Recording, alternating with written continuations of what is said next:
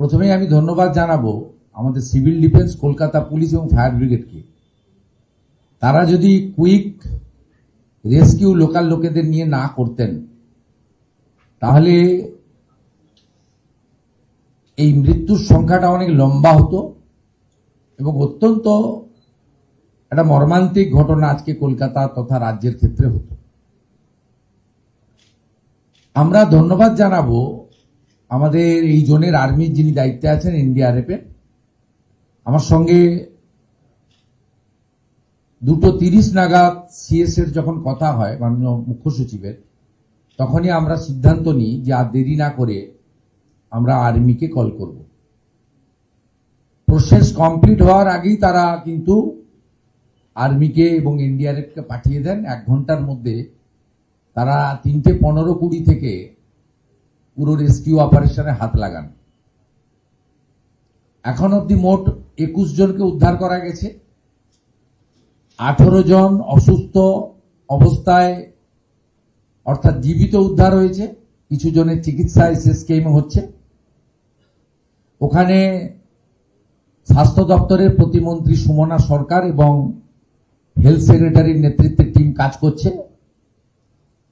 সিওমইজ দক্ষিণ 24 পরগনার নেতৃত্বে 20টি অ্যাম্বুলেন্স প্রতিনিয়ত ওখানে কাজ করছে এবং গ্রিন চ্যানেল করে কলকাতা পুলিশ তাদের পৌঁছে দিচ্ছে। অর্থাৎ ওয়ার ফুটিং এ আমাদের যে কাজ দরকার অল টুগেদার আমরা সেটাকে প্রায়োরিটি দিয়েছি এবং আমরা অনেক পরে গেছি, কারণ কয়েক ঘন্টা রেস্কিউ করার জন্য রেস্কিউ যারা করছেন তাদেরকে সুযোগ দিতে হয়। আমি স্পটে যাওয়ার পরে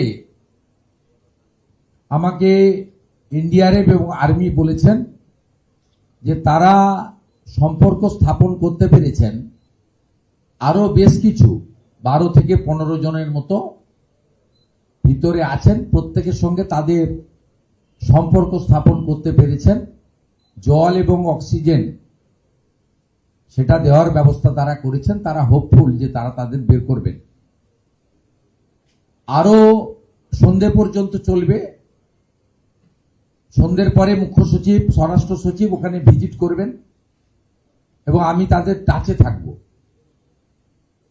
এখান থেকে বেরিয়ে আমি এসএসকে হসপিটালে আহতদের চিকিৎসা সম্পর্কিত খোঁজ নেব এবং আগামীকাল সকাল 11টায় বিধানসভা খুললে আমি বিবৃতি দেব সরকারের পক্ষ থেকে।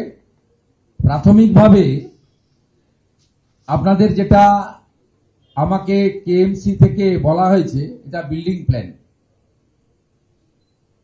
17/1/2026 এই বিল্ডিং প্ল্যান অনুমোদন দেওয়া হয়েছে।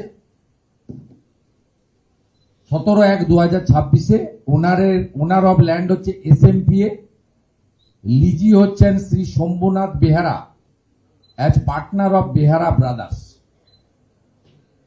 আমি যে লফুল অ্যাকশন নেওয়া উচিত সেগুলো কালকে বলবো, শুধু 2টো লাইনে শেষ করব। এক হচ্ছে ইনিশিয়ালি কেএমসির ইঞ্জিনিয়াররা আমাদের জানিয়েছেন যে ত্রুটিযুক্ত প্ল্যান, বাকিটা টেকনিক্যাল লোকেরা কাজ করছে। রাতে রিপোর্ট পেয়ে যাব, আমি অ্যাসেম্বলিতে জানাবো যে অ্যাকশন টেকেন কি করার আমরা উদ্যোগ নিচ্ছি। সেকেন্ড থিং হচ্ছে গোটা কলকাতা কর্পোরেশন এলাকাতে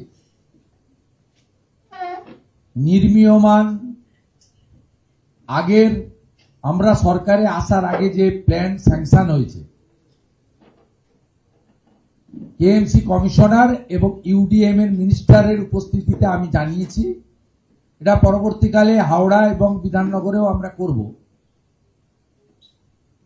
বা সেটা ইউডিএম এ মিনিস্ট্রি মনে করলে করতে পারে। কিন্তু আমি সরাসরি নির্দেশ দিয়েছি কেএমসি কে যে আন্ডার কনস্ট্রাকশন যত আছে,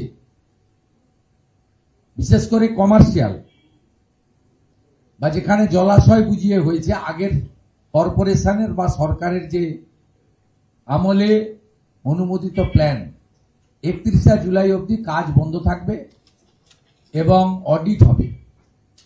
অডিটে PWD, civil defence, fire, Kolkata police এবং কেএমসি থেকে টিম বানিয়ে দেওয়া হবে। চিফ সেক্রেটারি গাইডেন্স দেবেন, তার ডাইরেকশনে টিম তৈরি হবে। সেই team site plan, building plan এবং স্পট তিনটে ভিজিট করে একটা রিপোর্ট বানাবেন। এক্ষেত্রে কলকাতা মেট্রোর কাজ এবং কলকাতা পোর্ট এরিয়ার যে সমস্ত লিজি জমিতে কাজ, তাকেও আমরা তাদের সহযোগিতা নিয়ে এই ইনকোয়ারির আওতায় আনব। এনে আমরা তাদেরকে, যাদের সব ঠিকঠাক আছে, তারা আগস্টের 1 তারিখ থেকে পুনরায় কাজ করতে পারবেন। এক্ষেত্রে জরুরি পরিষেবা সংক্রান্ত কাজ বাদ থাকবে। বিভিন্ন বিষয়ে ভিডিও পেতে চ্যানেল হিন্দুস্তানের ইউটিউব চ্যানেল সাবস্ক্রাইব করুন www.youtube.com/channelhindustan।